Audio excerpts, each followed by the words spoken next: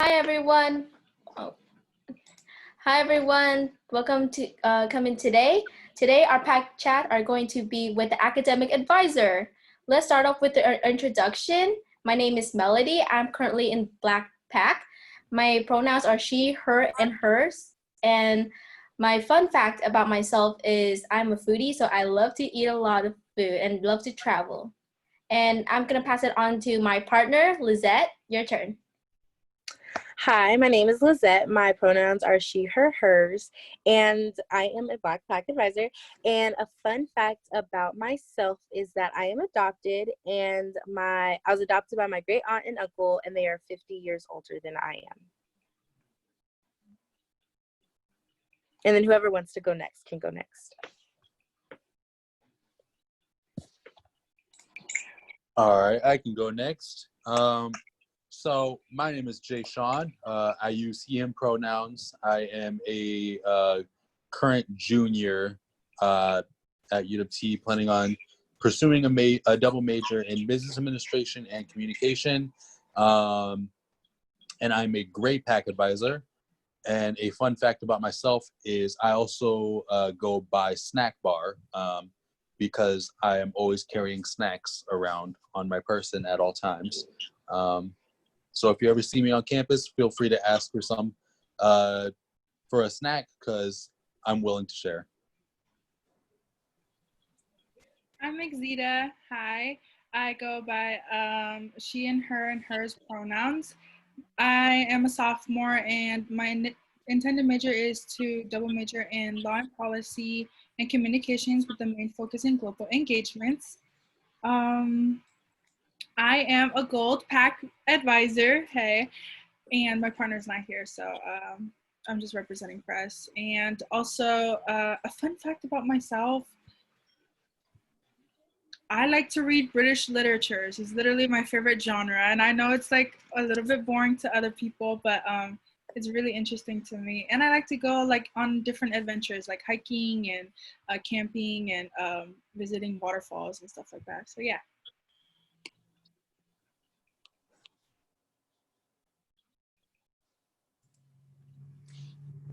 Hi everyone, my name is Monica Del Fiero. I have the honor of being the supervisor of the Pack Advisors, awesome 8 individuals. My pronouns are she, hers. A fun fact about me, I was born in Mainz, Germany.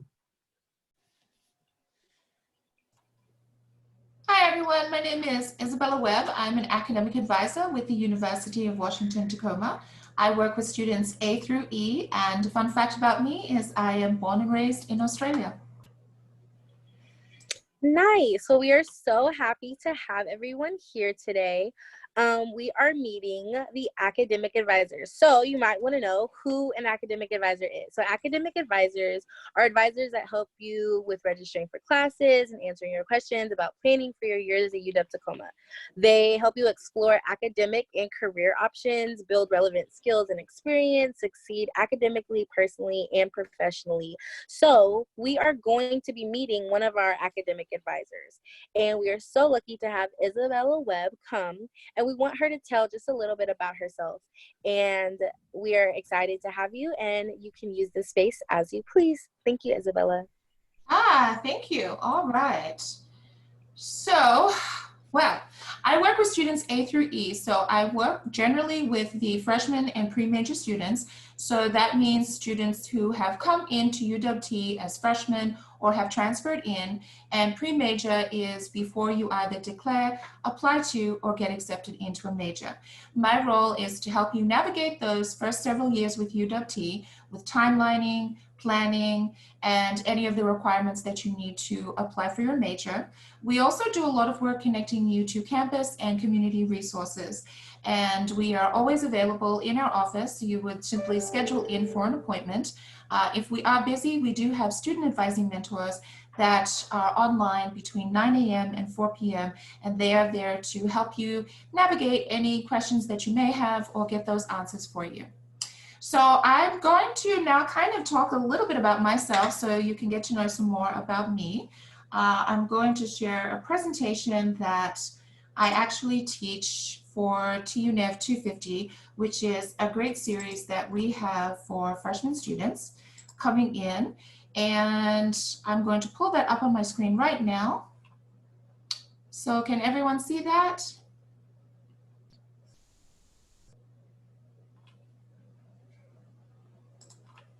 No.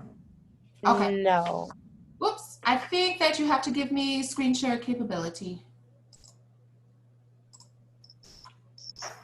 All right. Perfect. Can everyone see that now? Yes. Okay. So these are some of the academic advisors that you will find in our office. And so I'm going to talk to you a little bit today about Australia, which not a lot of people know about. So this is kind of a shot of what Australia looks like. We are a pretty big continent, almost the same size as the United States of America. A lot of people sometimes think that Australia is an island, but we're actually pretty big, and we're right down here in the South Pacific at the bottom of the world. So some interesting facts about Australia. So one of our national landmarks is Ayers Rock. The Aboriginal name for that is Uluru. And the reason I talk about that is I actually am half Aboriginal. So that is considered a native of Australia. So some interesting quick facts about Ayers Rock. It is for the creation of mythology, which we call Dreamtime. And it is featured largely in those stories. Now you'll notice here that it is 986 feet high and 5 miles around. So just to give you kind of some perspective, the Space Needle here in Seattle, 518 feet, and the Empire State Building is 1,250 feet. So if you're in the outback of Australia, this is a very, very large rock that extends out of the ground, and it is sacred to Aboriginals. So on Ayers Rock, you will find lots of fantastic cave paintings, and cave paintings is how Aboriginals communicated with each other. So it's quite like the modern day text. You could leave a cave painting saying that you're going to have a meeting place. It might be by a watering hole, and it might tell you about some of the food around there, or that you're going to go hunting. So these are the Australian Aboriginals, and it is believed that they came to Australia 40,000 years ago during the Ice Age. And this is kind of an example of what the Aboriginals look like in ceremonial dress. Here's some pictures of Aboriginal students. One thing about Australia is that we do all wear school uniforms from grade 1 through to grade 12. And some interesting instruments that we have in our culture, we have the boomerang, which sometimes can be used for hunting, sometimes it was used as a weapon, and we also have a musical instrument, which is a didgeridoo. It's quite difficult to play, requires a lot of lung power. I do not have a didgeridoo with me here in the United States, but I do have a boomerang. So one thing I did want to touch on really quickly that not a lot of people are aware of is we are a colonized country, so very similar to other countries that were colonized. And it was discovered in 1770 by Captain James Cook. Kind of a part of Australian history that a lot of people don't talk about too much, or we do talk about it in Australia, but it's not as well known overseas, is we did go through a phase where there were some breeding out policies that occurred, and it was initiative by the Australian government. This was actually a book that was published, and I touch on this a lot more in the TUNEV 250 series that I teach when I talk about identity. And basically the initiative of the government was to kind of breed out the Native Australians from generation to generation. And so they've kind of have some images here that they created of what that would look like. It's interesting to note that this occurred during the 60s and 70s and actually did continue well until the 1980s, I think, which surprises a lot of people when they find out that information. So just some quotes here from people about the stolen generation. So essentially what would happen is if you were of Aboriginal descent and you were born to one Aboriginal parent and one white parent, they would take you away and they would send you to an orphanage. So there's about 30 years in Australia where children were taken from their families. They were taken at very young ages, and so they were never returned. And some people did not even realize that they were of Aboriginal descent until quite later in their life. And I just included some pictures of here of what the orphanages look like. With the Aboriginal culture, depending on what percentage of Aboriginal culture you were, you can see that you have quite a diverse range of children that were taken from their families. And this is just kind of an overshot of what some of those orphanages in Australia would look like. And the reason I touched on that is growing up as a half-caste Aboriginal, this is something that was definitely a part of my childhood. I was aware of that kind of continuing right up until the time that I was born. And it's definitely something that I carried with me through my childhood. One of the most amazing things that I did was really to travel overseas and meet lots of other people from different cultures, of different ethnicities. And that's when I really kind of came into my own, became confident, connected with these people around the world, and it really began my journey. It began my journey in education. I think education is a really great way to address some of these issues and connect with them worldwide. So once I left Australia, I did quite a lot of traveling. So I have some pictures here. I lived and worked in Rome for quite some time. And I actually started out my education by working with American students who would come to Italy, and I would lead them on 14-day tours from Rome to Paris to London. And that is really where the connection between travel, between the international community and education really began for me.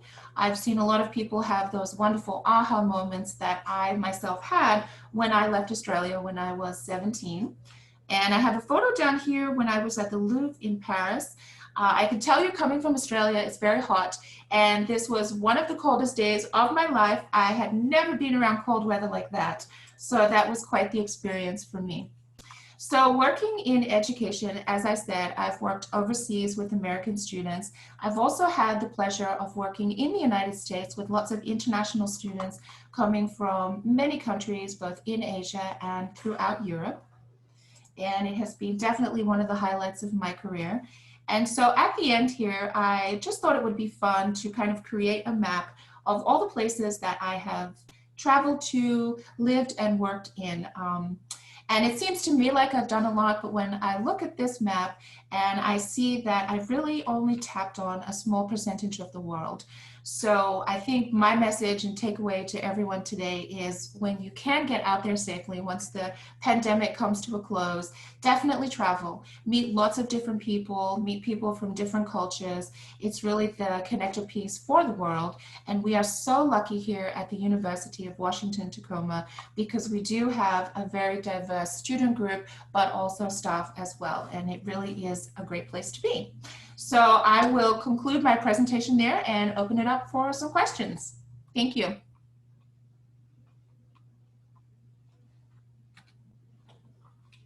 Wow, thank you for telling your story. You left Australia at 17. That's crazy. That's really young. That's really young. I think you'll notice, especially too, in universities, when you get out there and you get to meet the international students, it's quite often to travel and leave your home country. Sometimes as young as 15 or 16, you might come to the United States and attend a year of high school, then transition to a community college, and then over to a 4-year university.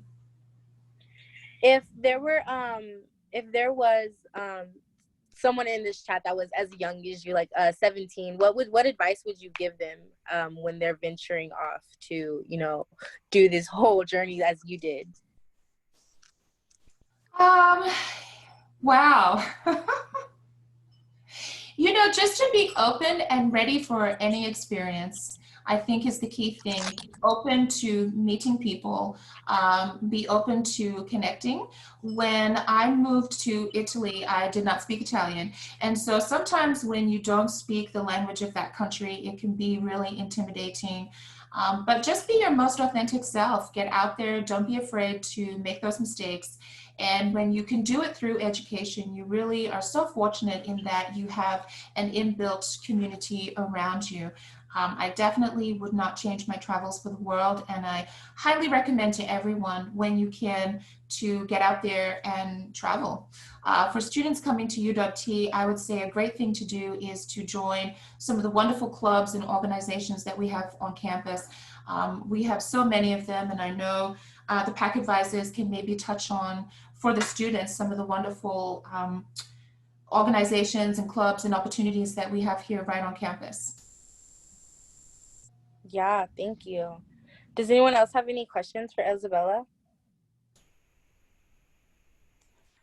For me, since I'm a first gen, so if a first gen student are struggling with choosing classes because they don't know, what tips would you give them, and what is the process going to be like? So it really depends at what stage you come into the University of Washington.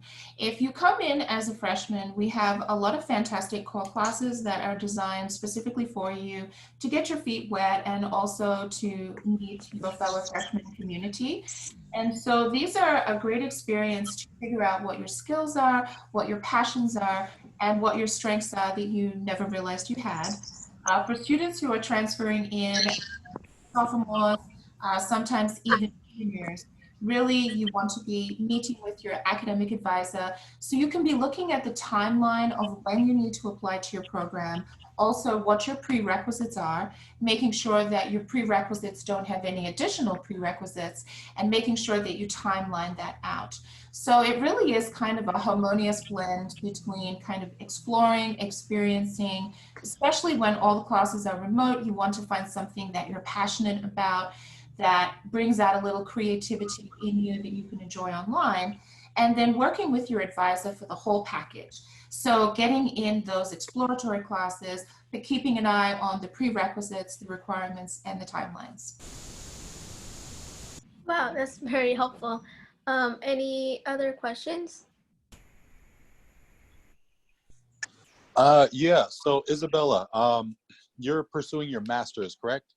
That is correct, Jay Sean. Good memory. All right. So what advice would you give to new students if they do plan on pursuing their master's after their bachelor's? Absolutely. So I would say sometime around your sophomore, junior year, you really need to start thinking about what are those next steps? What university are you looking to go to for your master's? And you would do that really for two reasons. You want to be cognizant of the timeline to apply for your master's degree. Is it going to be a seamless transition after your senior year? Are you planning on taking a year off? And how does that factor in, with the timeline of when you need to apply? Also, if there are any entrance exams that you need to take, such as the MCAT, the LSATs, even the GMAT, you need to understand when those testing times are. If you want to give yourself an opportunity to take them twice, then you need to factor that into your timeline. Additionally, each university will have a list of requirements that that particular master's degree is looking for. So for example, if you are looking to get a master's in social welfare, but your bachelor's is in psychology, you want to check that there's not any additional prerequisites that you need to apply for, because you want to make sure to take those while you're still in your undergraduate career. Specifically for degrees that are in the sciences, if you're looking to go to medical school, that will be of great importance to look at if there are any upper level biology, chemistry, or microbiology classes that you need to have in addition to. Sometimes they will also require different general electives. So they might want you to have statistics, psychology, or an anthropology class that you might not have taken. So I would say sitting down with your advisor, at that point, potentially your major advisor, and looking at the different universities that could be within your state, could be in another state, or even abroad, and taking all those things into consideration. All right, thank you so much. All right, we thank you so much. If Melody, if you can bring back up our PowerPoint real quick. Isabella, it has been a pleasure and an honor to not only hear your story, but to have you here and answer our questions. I feel like this was really beneficial. I feel like I know you more. Like, you were girl, you went all around the place. You went everywhere. You was doing your thing. And we're really thankful to have such a well-rounded individual at our university that can help students and be this this person that has all this experience and so much knowledge that you can give to us and pass on. So we really do thank you for your time. And if you guys want to get in contact with our academic advisors, you can always go to in person. It's at GWP 102. That is the office space. The email is uwtuaa@uw.edu. Their phone number is 253-692-4857. And of course, you can find your own personal academic advisor if you go to the academic advising page on www.tacoma.uw.edu/UAA and then /appointment if you want to make an appointment with your specific advisor. So we thank you so much. I will try to share my screen real quick. Let's see.